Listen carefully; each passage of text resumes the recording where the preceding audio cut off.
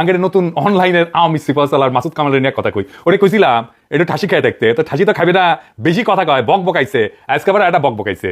এই যে এটা মাসুদ কামাল কি বক বকাইছে আজে না দেখি।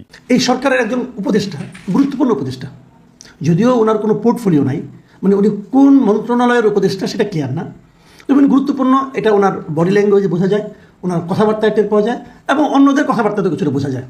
মানে ওনার কোনো পোর্টফোলিও নাই, এই জন্য যে আগে একটা কথা বলা হতো না, যে দপ্তরবিহীন মন্ত্রীকে অনেকে হাস্যরস করে বলতেন যে উজিরে খামাখা।